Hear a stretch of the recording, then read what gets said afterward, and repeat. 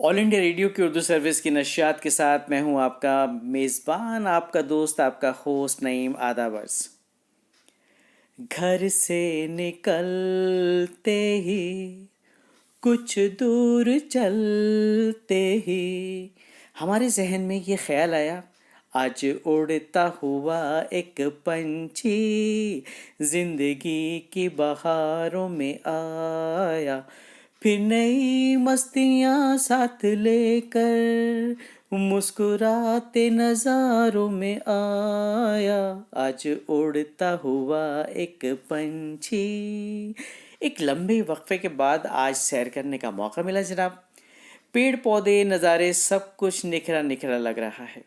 हवा भी साफ सुथरी और बराबर में बहते नाले का पानी जो कभी गंदा दिखाई देता था, आज वो भी साफ सुथरा शफाफ नजर आ रहा है। जैसे जैसे कदम आगे की जानिब बढ़ रहे हैं, एक नई तवानाई का एहसास हो रहा है। यूं महसूस हो रहा है दोस्तों, जैसे आईसीयू में लेटे मरीज को ऑक्सीजन मिल गई हो। नसीब में सुबह में भी कुछ ऐसा ही एहसास है। ये सब मुमकिन हुआ कुदरत की वजह से और लॉकडाउन की वजह से। माहौल में बेहतरी आई और आलूदगी का जैसे नामो निशान ही नहीं रहा। ज़रा गौर कीजिए दोस्तों, अगर आने वाले वक्त में भी ये फ़ज़ा इसी तरह पुरकैफ पुरमसरत और हवा यूं ही साफ़ सुथरी और नदी नालों का पानी इसी तरह शफाफ रहे, तो हमारी सेहत के लिए कितनी उम्दा बात होगी।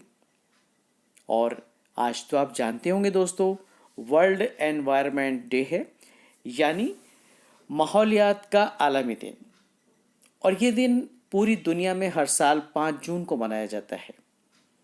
और इसका मकसद इस शऊर को आगे बढ़ाने की ज़रूरत है कि हमें अपने आसपास के इलाके को साफ़ सुथरा रखना है और माहौलियात को साजगार बनाने में अपना अहम किरदार निभाना है, ताकि माहौलियात का तहफ़्फ़ुज़, जंगलात का तहफ़्फ़ुज़ और माहौलियाती तनव्वुर बरकरार रहे। इस बार की थीम या मरकज़ी सोच है दोस्तों, टाइम फॉर नेचर, ताकि इस कुर्रे अर्ज़ पर इंसान और इंसानी ज़िंदगी को खुशगवार बनाया जा सके और हमें और आपको मिलकर इसके लिए तमाम तर कोशिशें करनी चाहिए। और यही इस दिन को मनाने का दोस्तों मकसद भी है। और अब वक्त हुआ है अहम खबरों की सुर्खियों का, तो आइए सुनते हैं। अहम खबरों की सुर्खियां लेकर मैं हूं आपके साथ फूला पंडिता। आदाब। वज़ीर-ए-आज़म नरेंद्र मोदी ने आलमी वैक्सीन इत्तेहाद गावी के लिए $1.5 करोड़ का किया वादा। वजारत सेहत ने मजहबी मकामात, होटल्स, रेस्टोरेंट, शॉपिंग मॉल्स और काम करने के मकामात के लिए मयारी ज़ाबिते किए जारी। प्रधानमंत्री जनधन योजना की खातून खातेदारों को जून महीने के लिए 500 रुपये पहुँचाने का सिलसिला आज से शुरू। जाने माने film maker director Basu Chatterjee का कल हुआ इंतकाल। मगरबी बंगाल में समुद्री तूफान अम्फन से मुतासरा इलाकों का आज मरकजी टीम ने किया दौरा। वंदे भारत मिशन के तीसरे मरहले के तहत अमेरिका और कनाडा जाने वाली एयर इंडिया की 75 इजाफी परवाज़ों के लिए बुकिंग आज से शुरू।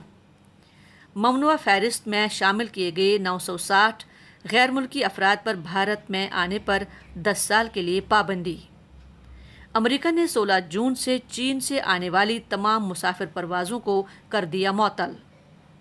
भारत और ऑस्ट्रेलिया ने सरबरा समिट में अपनी स्ट्रैटेजिक शराकतदारी को मज़ीद मुस्तहकम बनाने पर दिया जोर और मिलिट्री लॉजिस्टिक्स के एक अहम समझौते पर किए दस्तखत। मुल्क में अब तक कोविड-19 से सेहतियाब हुए अफराद की तादाद 1,09,462। पिछले 24 घंटों में कोरोना के 5,355 मरीज हुए सेहतियाब। कोविड से मुतासरा मरीजों की सेहतियाबी की शरह 48.26%। नेपाल में कोविड-19 से अब तक 10 अफराद ने गंवाई जान। और आज माहौलियात का आलमी दिन मनाया जा रहा है। वज़ीर-ए-आज़म नरेंद्र मोदी ने इस कुर्रे अर्ज़ के मालामाल हयातियाती तनव्वुर को बरकरार रखने के लिए मुश्तरका कार्रवाई की ज़रूरत पर जोर दिया है। ये थी अहम खबरों की सुर्खियाँ। सोशल मीडिया के ज़रिए हम ऑल इंडिया रेडियो की उर्दू सर्विस से आपसे मुखातिब हैं। दोस्तों, कुदरत ने दुनिया में हर चीज़ को इंसान के फ़ायदे के लिए पैदा किया है। कोई भी चीज़ ऐसी नहीं जिसमें इंसान के साथ साथ दूसरे जानदारों के लिए कोई फ़ायदा ना हो। दूसरी नेमतों की तरह कुदरत ने हमें इस दुनिया में जंगलात, बागात और दरख्तों की नेमत से भी नवाजा है। किसी भी मुल्क की तरक्की और साफ़ सुथरे माहौल का तस्वुर जंगलात के बगैर बिल्कुल नामुमकिन है। आजकल जिस खतरे से दुनिया परेशान है और जिसका सामना कर रहा है वो है माहौलियाती आलूदगी, और वो खिते इसकी लपेट में ज़्यादा हैं जहाँ जंगलात और दरख्तों की कमी है। माहौलियाती तब्दीली की रोकथाम में जो वाहिद चीज़ अपना मौसर किरदार अदा कर सकती है वो है जंगलात और दरख्तों का लगाना। बड़े बड़े कारखानों से जो जहरीली गैस निकलती है, जंगलात ही वो वाहिद ज़रिया है जो जहर कातिल गैसों को जज़ब करता है और इसकी जगह ऑक्सीजन का इखराज करता है। जहाँ जंगलात ज़्यादा हों वहाँ बारिशें भी मुकर्ररा मिक़दार में होती हैं और मौसम भी खुशगवार रहता है। जंगलात में कीमती जड़ी बूटियाँ भी उगती हैं जो मुख्तलिफ़ बीमारियों की दवाओं में इस्तेमाल होती हैं। माहौलियात के तहफ़्फ़ुज़ के लिए सबसे अहम चीज़ जंगलात की तादाद में इजाफ़ा करना है। कुछ साइंसदानों का ये भी मानना है कि मौजूदा दौर में पूरे आलम को सबसे बड़ा ख़तरा जंगलात के ख़त्म होने से है। ऐसी सूरत में कुदरती आफ़ात, सैलाब, आंधी, तूफ़ान का आना लाजमी है और फिर मुहलिक बीमारियों का इजाफ़ा यकीनी है। तो दोस्तों, मौजूदा वक्त में हमें ऐसी ही सूरत हाल का सामना है जिसकी पेशनगोई साइंसदानों ने पहले ही की थी। किसी शायर ने क्या खूब कहा है, ये शहरों का सन्नाटा बता रहा है, ये शहरों का सन्नाटा बता रहा है, इंसान ने कुदरत को नाराज़ बहुत किया है। इंसान ने कुदरत को नाराज़ बहुत किया है। लिहाजा दोस्तों, हमें हर हाल में अपने रवैयों को बदलना चाहिए और माहौलियात के तहफ़्फ़ुज़ में जिन वसाइल की ज़रूरत है उन्हें इख्तियार करके अपने अपने मुल्क और पूरे आलम के तहफ़्फ़ुज़ का सामान करना चाहिए। आइए आज आलमी यौम माहौलियात के दिन हम ये अहद करें कि अपनी कुर्रे अर्ज़ को इंसान के रहने लायक बनाए रखने की हर मुमकिन कोशिश करें जो वक्त की अवलीन ज़रूरत है। दोस्तों, आइए बढ़ते हैं प्रोग्राम की जानिब।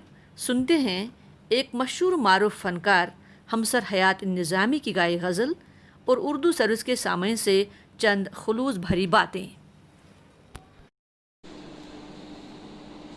नमस्कार, आदाब। सभी दर्शकों को मेरा प्यार भरा आदाब है। मैं अदना सा फ़नकार हमसर हयात निज़ामी सूफ़ी ब्रदर साहब के सामने उर्दू चैनल, जो हमारा बहुत ही अच्छा चैनल है हिंदुस्तान का, जो मैं भी देखता हूँ और बहुत पसंद से देखता हूँ, बड़ा खूबसूरत चैनल है उर्दू चैनल, जिस पे मैं आपके सामने छोटी सी गज़ल पेश कर रहा हूँ। मुलाज़ा फरमाइएगा और इंशाअल्लाह मैं कोशिश करूँगा कि आपके दिलों पे, आपकी सच्चाई पे, आपकी सुनकारी पे मैं खरा उतरूँ। और मैं उर्दू चैनल का बहुत बहुत शुक्रगुज़ार हूँ कि उन्होंने मुझे ये मौका दिया। और इस लॉकडाउन के टाइम पे हमने डिस्टेंस बना के रखा है। मेरे साहबजादे सैफ हयात निज़ामी साहब तबले पे संगत कर रहे हैं, जो मुझसे काफ़ी डिस्टेंस पे बैठे हैं। आपको तबले की आवाज़ आएगी। और मैं यही इल्तिजा करूँगा, जितने भी लोग मुझे देख रहे हैं, लॉकडाउन का पालन करें और बराए करम ये कोरोना से अपनी हिफाजत करें और डिस्टेंस बना के रखें।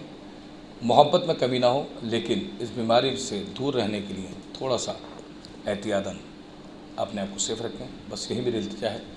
बहुत बहुत शुक्रिया। समात फरमाएँ। गज़ल के चंद अशार पेश कर रहा हूँ जो मैंने ख़ुद कंपोज़ किया है। इंशाअल्लाह आपको पसंद आएगी।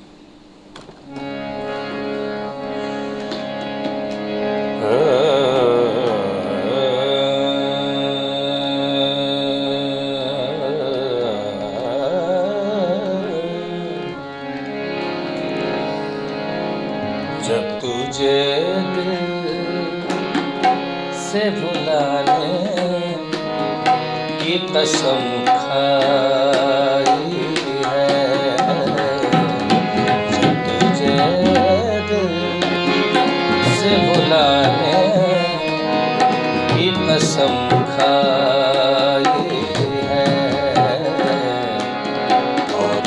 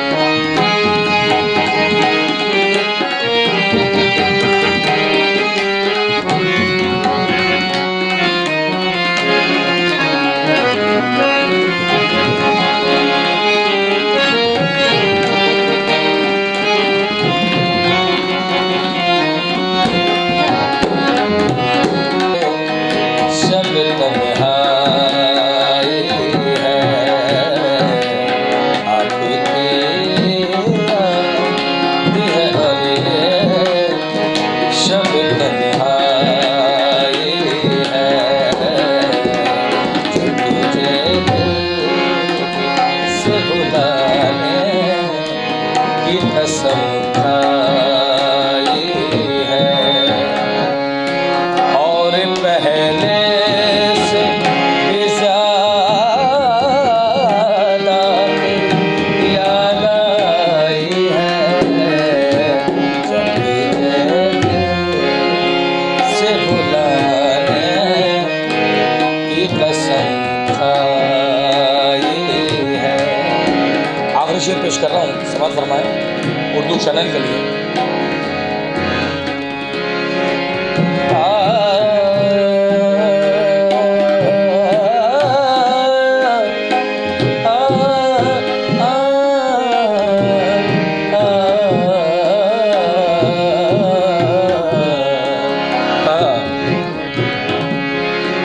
आईना सामने रख के मेरे कातिल ने कहा आईना सामने रख के मेरे कातिल ने कहा तेरी तरह तेरी तस्वीर भी हर जाए है तेरी तरह तेरी तस्वीर भी हर जाए है जब तुझे दिल से भुलाने की कसम खाई है। शुक्रिया। और मैं सभी दर्शकों से कहूँगा कि उर्दू चैनल ज़रूर देखें। मैं बहुत पसंद का चैनल है मेरा और मैं देखता हूँ अक्सर प्रोग्राम्स। और आप सभी को बहुत बहुत यही कहना चाहूँगा कि आप लोग अपने आप की हिफाजत करें, लॉकडाउन का पालन करें और डिस्टेंस बना के रखें। सोशल डिस्टेंस बहुत ज़रूरी है। और मैं पूरी उर्दू चैनल का बहुत बहुत शुक्रगुजार हूँ। मेरी तरफ से आप सभी को आदाब, नमस्कार, सत श्री अकाल, जय भारत, हिंदुस्तान जिंदाबाद, लव यू, खुदा हाफिज़, बहुत बहुत शुक्रिया, मेहरबानी। दोस्तों, आप मारूफ फनकार हमसर हयात निज़ामी की गाई इस गज़ल का लुत्फ़ ले रहे थे। External services division all India radio के सोशल मीडिया लाइव पर ये प्रोग्राम अभी जारी है।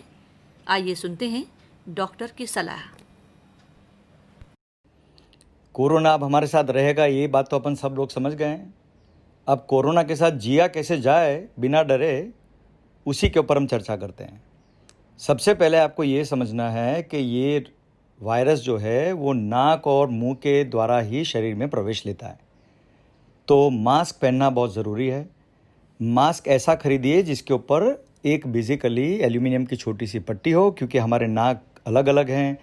किसी का खड़ा नाक है, किसी का चपटा नाक है, तो ऊपर से भी हवा जा सकती है। इसलिए वो एल्यूमिनियम की पट्टी को हम दबा देते हैं नाक के ऊपर और वो मास्क बेसिकली नाक का शेप ले लेता है ताकि ऊपर से हवा नहीं जाती। डिस्पोजेबल मास्क यूज़ करना चाहिए ताकि शाम को उसे फेंक दिया जाए।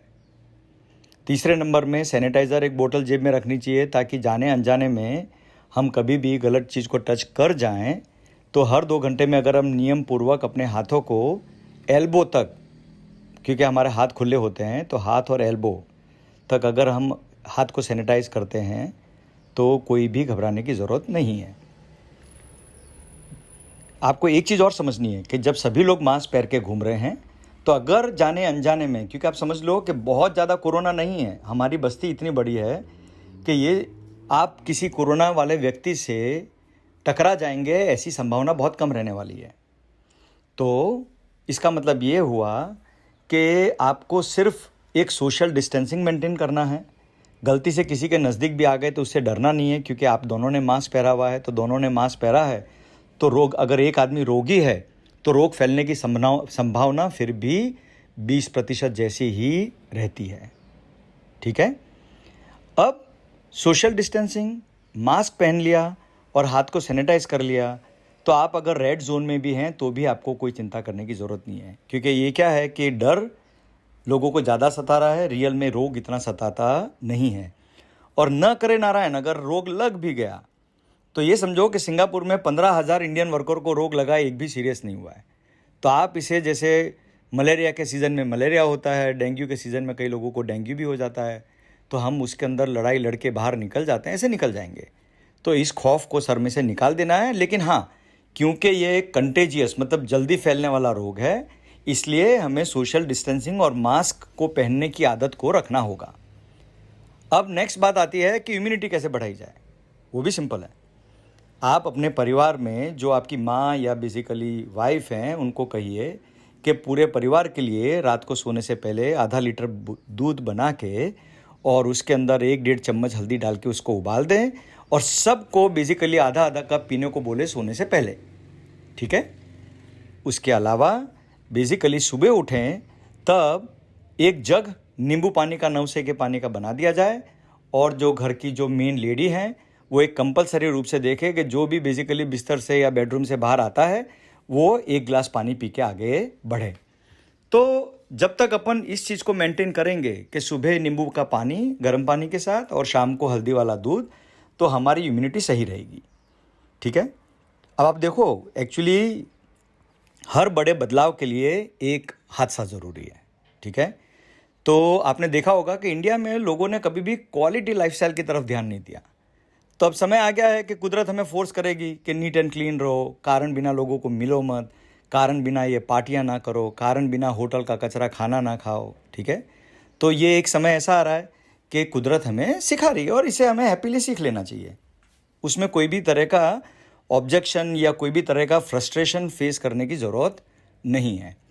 ऐसा भी हो सकता है कि हर तरह का खाना पीना ना मिल पाए, कोई कहेगा सब्जी नहीं मिल रही, कोई बोलेगा कि मुझे सैलड नहीं मिल रहा, उसकी चिंता करने की ज़रूरत नहीं है। अगर आप मूंग चने की दाल और रोटी या मूंग चने का दाल और चावल 2 दफ़े खाते हो और सुबह एक हल्का सा दूध के साथ इवन ब्रेड का भी ब्रेकफास्ट करते हो, तो आपके शरीर को सब कुछ मिल जाएगा, आपको कुछ होने वाला नहीं है। क्योंकि ये समय कोई लाइफ टाइम रहने वाला नहीं है। अगर 3 महीने या 2 महीने दाल चावल या दाल रोटी खा के, स्पेशली मूंग चने की दाल जिसमें सारे पौष्टिक आहार आ जाते हैं, तो क्या फ़र्क पड़ने वाला है? कुछ भी फ़र्क नहीं पड़ने वाला। तो इस तरह लाइफ को पॉजिटिवली मैनेज कीजिए और काम धंधे पे लग जाइए, सोशल डिस्टेंसिंग मेंटेन कीजिए। सी कितने लोग एग्जाम्पल देते, अरे आपने देखी भीड़ कैसी लग गई थी। अरे भाई, भीड़ लग गई थी तो वो भीड़ वालों को भी क्या है कि 15-20 दिन के अंदर धीमे धीमे वो भीड़ भी गायब हो जाएगी। क्योंकि कुछ लोग थप्पड़ से सीखेंगे, कुछ लोग बीमार होकर सीखेंगे, पर इस हादसे से गुजरना ज़रूरी है। क्योंकि अगर हादसा नहीं होगा और हादसे में से गुजरेंगे नहीं, तो हम जो कोरोना के बाद वाला जो नया जीवन है उस तक पहुंचेंगे नहीं। तो उस जीवन पे पहुंचने के लिए इस हादसे को पोस्टपोन नहीं करना है, इस हादसे से गुजरना ज़रूरी है। तो इस हादसे से गुजरेंगे और इसी तरह हम बेसिकली एक होके इन सारे नियमों का पालन करेंगे and we can be safe. Safety के बारे में कोई भी चिंता मत करो, कोई भी प्रकार की रूमर में बिलीव मत करो।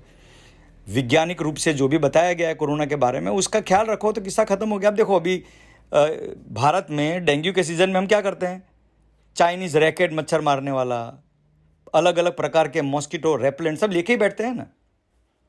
जैसे ही मलेरिया का सीज़न आता है तो मच्छर से बचने की कोशिश करते हैं। बरसात का सीज़न आता है तो हम बाहर का खाना कम कर देते हैं ताकि बीमार ना पड़ जाए। बरसात के सीज़न में अब देखो, कोई पानी पूरी खाने जल्दी कोई जाएगा नहीं, पढ़ा लिखा इंसान। तो सिंपल लॉजिक है कि जिस समय पे जिस रोग का चलन है उसके अनुसार अपनी लाइफस्टाइल को बदल दिया जाए। इतना करेंगे तो कोई भी प्रकार का टेंशन या कोई भी प्रकार के रोग से डरने की ज़रूरत नहीं है। जय हिंद। तो ये थे डॉक्टर आशुतोष जो अपने मुनफरिद अंदाज में आपको बता रहे थे कोविड-19 और कोरोना के हवाले से कुछ हिदायत। ये ऑल इंडिया रेडियो की उर्दू सर्विस है और हमारी नशियात जारी हैं सोशल मीडिया लाइव पर। और अब एक कदम और आगे बढ़ाते हैं, सुनते हैं अगला सेगमेंट, दिल की कलम से। इस सेगमेंट में आप सभी का इस्तकबाल, आप सभी को खुशामदीद कहता है आपका मेज़बान नईम। काफ़ी दिनों से हमारे सामीन और नाज़रीन चाहते थे कि नग़्मा और तबस्सुम की महफिल सजाई जाए। बात तो जायज़ है आपकी दोस्तों, बहुत दिन हो गए हादसे का रस टपके हुए और मिज़ाह का रंग भरे हुए। तो जनाबे मन आज चले आए हैं मिज़ाह के महफिल जमाने, आपके साथ क़हक़हे लगाने, आपको गुदगुदाने और हंसी के गोलगप्पे खाने और खिलाने, कुछ तीखे, कुछ खट्टे, कुछ मीठे। एक लड़के ने जैसे ही दरवाज़ा खोला तो सामने लड़की दिखाई दी। लड़की ने उस लड़के से कहा, परसों मेरी शादी है, अब क्यों आए हो मेरी ज़िंदगी में वापस? लड़का बोला, टेंट लगाने का काम है और कैटरिंग का ऑर्डर हमको ही मिला है, क्या बिजनेस करना भी छोड़ दें मैडम? और एक और हंसी का गोलगप्पा। हवलदार साहब, सर कल रात सभी कैदियों ने जेल में रामायण प्ले की थी। तो जेलर साहब से ये बात कह रहे थे हवलदार। जेलर साहब ने कहा कि ये तो अच्छी बात है, इसमें इतना परेशान होने वाली क्या बात है, आप इतना परेशान क्यों हो रहे हैं? हवलदार साहब सर खुजाते हुए कहने लगे, सर परेशानी ये है कि हनुमान बना कैदी अभी तक संजीवनी लेकर वापस नहीं आया है। एक साहब खंबे पर लगा बोर्ड पढ़ने का बहुत देर से उसको पढ़ने की कोशिश कर रहे थे। दरअसल उनको किसी भी तरह का बोर्ड पढ़ने का बड़ा शौक़ था और एक बार शाम को वो घर जा रहे थे। रास्ते में एक बोर्ड मिला, मगर अंधेरे की वजह से उसे पढ़ नहीं सके, इसलिए वो खंबे पर चढ़ गए साहब। अब खंबे पर लिखा था, रंग गीला है बराए मेहरबानी इसे ना छुएं आप। एक और मुलाहिजा कीजिए।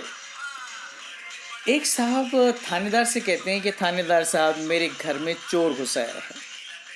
तो थानेदार साहब ने कहा कि भाई अच्छा किया आपने हमें इत्तला कर दिया, अच्छा ये बताइए कि क्या किया उसने?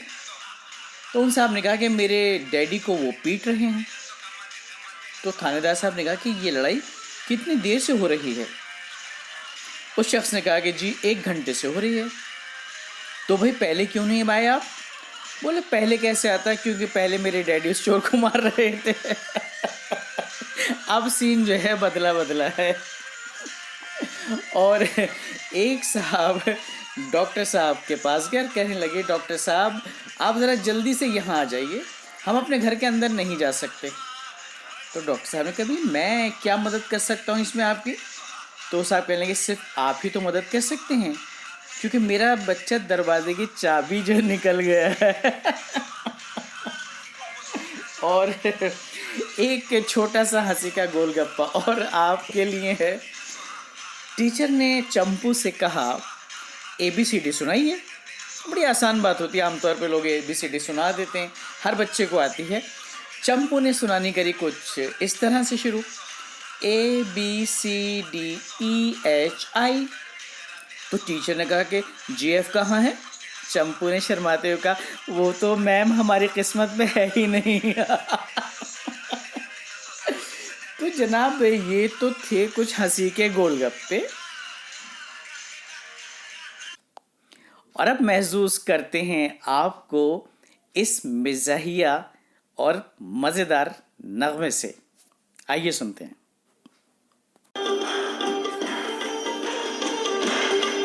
चुले अग न कड़क बिच पानी, ओ छड़िया दी जून बुरी, ओ छड़िया दी जून बुरी। ओए रब्बा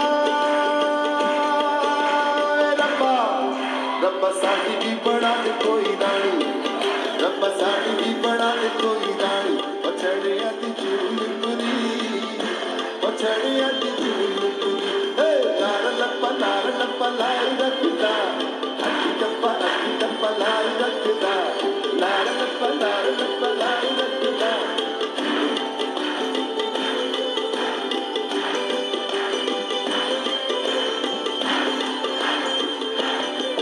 हे नार लप्पा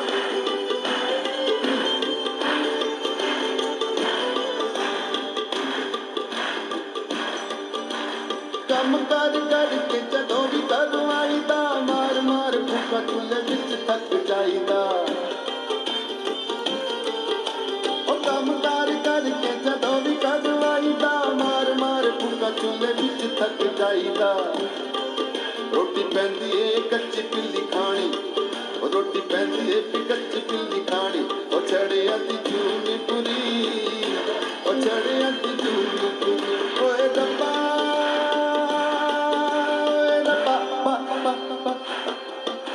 साडी भी बना दे कोई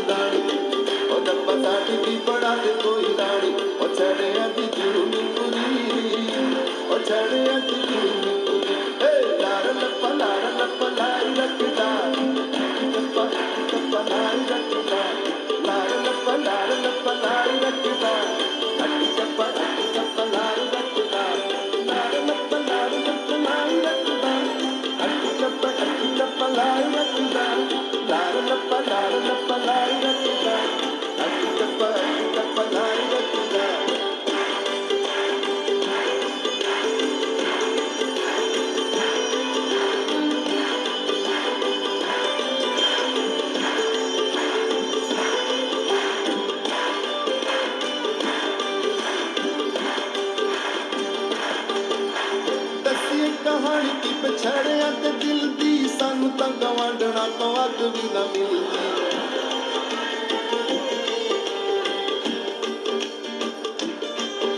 वो दसी कहानी की बछड़िया ते दिल दी, सानू तां गवांढणा तो अग भी न मिलती।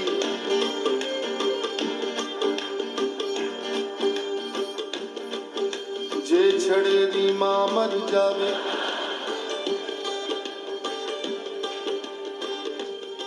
ओ कल्ला बैठा सोग मनावे, ते कोई जनानी डरदी ओदे घर पिटण न आवे। दसी कहानी की बछड़िया ते दिल दी, सानू तां गवांढणा तो अग भी न मिलदी। ओ दसी कहानी की बछड़िया ते दिल दी, सानू तां गवांढणा तो अग भी न मिलदी। ओ साडे लड़ भी तुला दे कंची काणी, साडे लड़ भी तुला दे कंची काणी, ओ छड़िया दी जून पुरी, ओ छड़िया दी जून पुरी। ओए रब्बा, ओए रब्बा, रब्बा साडी भी बना दे कोई रानी, रब्बा साडी भी बना दे कोई रानी, ओ छड़िया दी जून पुरी, ओ छड़िया दी जून पुरी। ए लाल लप्पा लाई रखदा, अगी टप्पा लाई रखदा।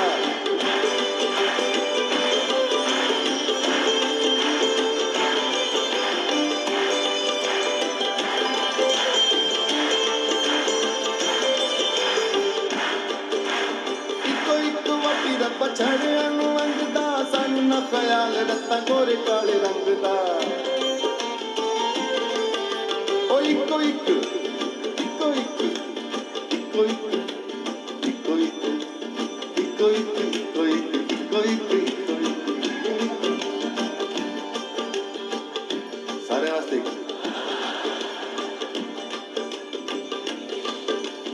इको एक वाटी रब्बा छड़िया नू मंगदा, सानू ना ख्याल रत्ता गोरे काले रंग दा। ओ चाहे नवी होए चाहे कोई पुरानी, ओ चाहे नवी होए चाहे कोई पुरानी, ओ छड़िया दी जून पुरी, ओ छड़िया दी जून पुरी। ओए रब्बा, ओए रब्बा, बा बा बा बा बा, बना दे कोई रानी, ओ रब्बा साडी भी बना दे कोई रानी, ओ छड़िया दी जून पुरी, ओ छड़िया दी जून पुरी। हे लार लप्पा लाई रखदा, अगी टप्पा लाई रखदा, लार लप्पा लाई रखदा, अगी टप्पा लाई रखदा, लार लप्पा लाई रखदा, अगी टप्पा लाई रखदा।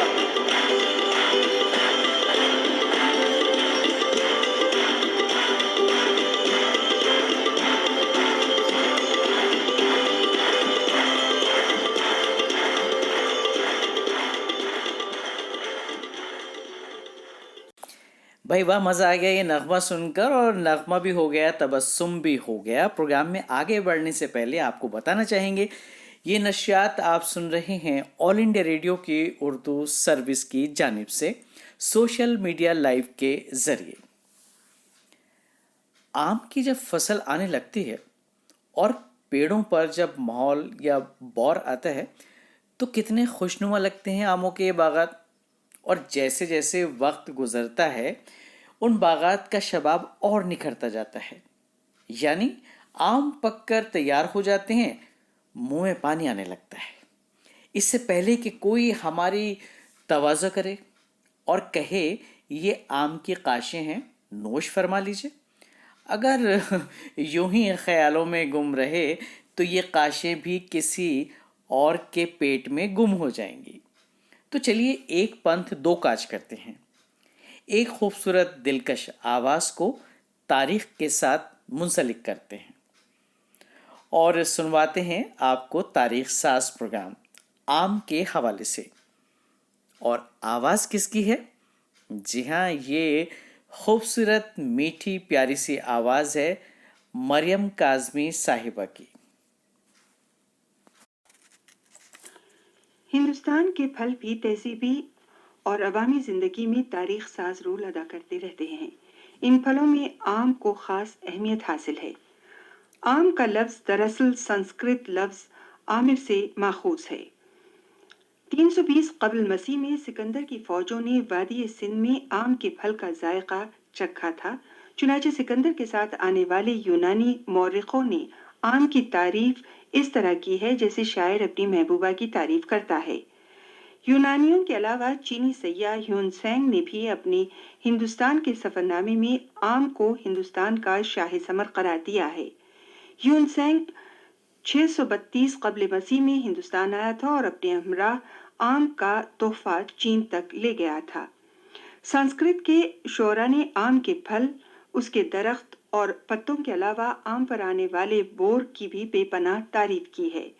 आम के पत्तों से पूरन कुंभ के मेले में इब्तदाई रसूमात अदा की जाती हैं और इन पत्तों को हिंदुस्तान में बड़ा मुकद्दस माना जाता है। हिंदुस्तान के पहाड़ों और मजहबी मकामात के नामों में नीज हिंदुस्तानी मौसीकी में राग रागनियों के नाम भी आम से जुड़े होते हैं। हिंदुस्तानी माशरे में भी आम को फलों का राजा तस्वुर किया जाता है। अकबर आजम ने दरभंगा में 1 लाख आम के दरख्तों पर मुश्तमिल एक बाग लगवाया था और इसे लाख बाग के नाम से मौसूम किया था।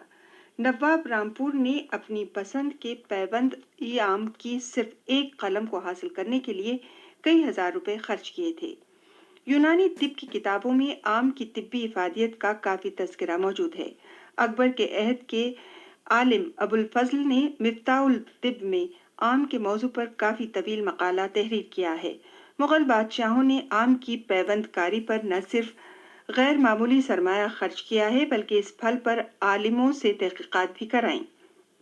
हजरत अमीर खुसरो ने 14वीं सदी में बहुत सी मसनूबात तहरीर की जिनमें हिंदुस्तान के मौसमों, फलों और दूसरी चीज़ों का तज़किरा है। इन मसनूबात में आम की बेपनाह तारीफ की गई है। हिंदुस्तान में आम की पैदावार मुख्तलिफ इलाकों में होती है और हर इलाके के आम का जायका अलग होता है। यही वजह है कि आम की बहुत सी किस्में होती हैं और तमाम अक़साम के अलग अलग नाम होते हैं। आम का सबसे कदीम सबसे बड़ा दरख्त पंजाब में बरनाला के मकाम पर मौजूद है।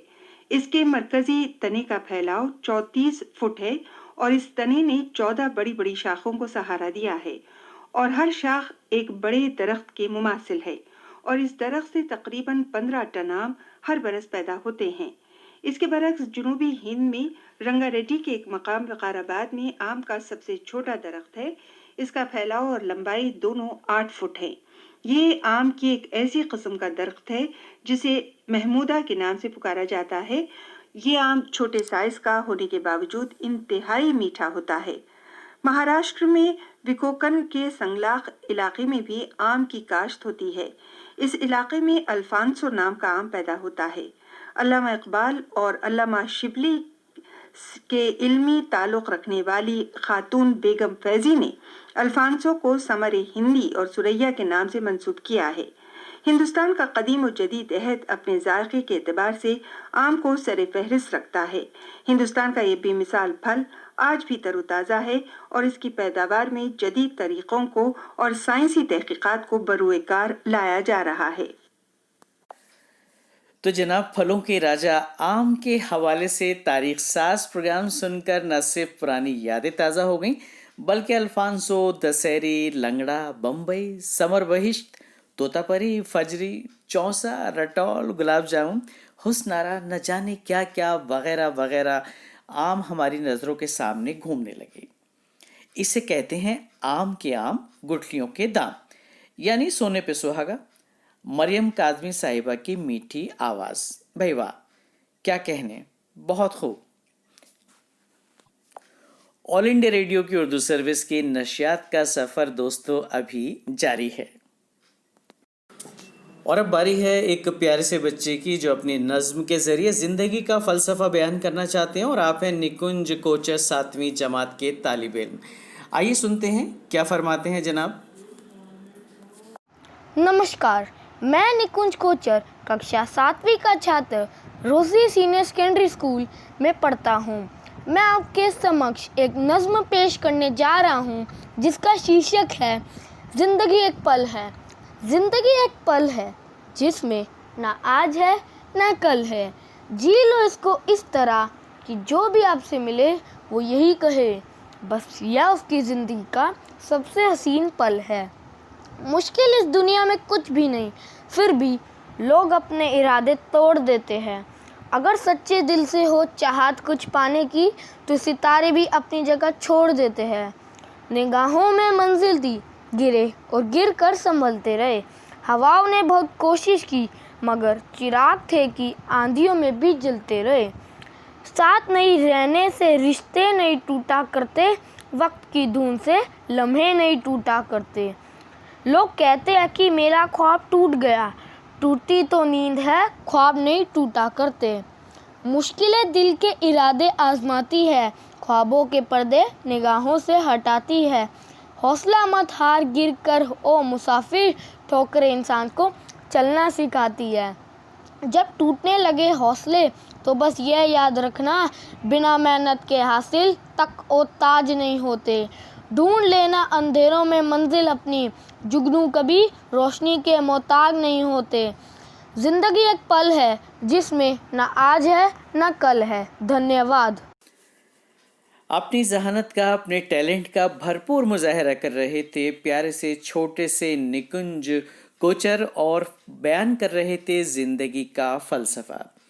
इस बच्चे के लिए तमाम तर नेक ख्वाहिशात और good luck. All India radio की उर्दू सर्विस की नशियात आप सुन रहे हैं सोशल मीडिया लाइव के जरिए। दोस्तों, 70 और 80 की दहाई में सारा आकाश, छोटी सी बात, रजनीगंधा, खट्टा मीठा, चितचोर, बातों बातों में, पिया का घर, मंजिल वगैरह जैसी कामयाब फिल्में बनाने वाले फिल्मसाज, हिदायतकार, मकालमा निगार, स्क्रीन प्ले राइटर जनाब बासु चटर्जी का कल 93 साल की उम्र में मुंबई में इंतकाल हो गया। 10 जनवरी सन 1930 को आप अजमेर में पैदा हुए। कार्टूनिस्ट के तौर पर अपने करियर की शुरुआत करने वाले बासु चटर्जी ने अपने फिल्मी करियर का आगाज़ बासु भट्टाचार्य के मुआविन के तौर पर फिल्म तीसरी कसम से किया और सारा आकाश बासु चटर्जी की हिदायतकारी में बनने वाली पहली फिल्म थी। कई बंगाली फिल्में भी आपने बनाई और कई टीवी सीरियल्स भी बनाए जिनमें काबिल ज़िक्र हैं रजनी और ब्योमकेश बख्शी। आपको कई एजाज़ात से भी नवाजा गया।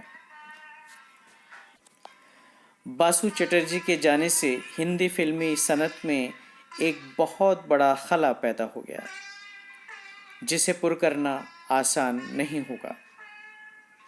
बासु चटर्जी को उर्दू सर्विस की जानिब से खिराज अक़ीदत। और इसी के साथ आज के प्रोग्राम से फूला और नईम को दीजिए इजाज़त। खुदा हाफिज़।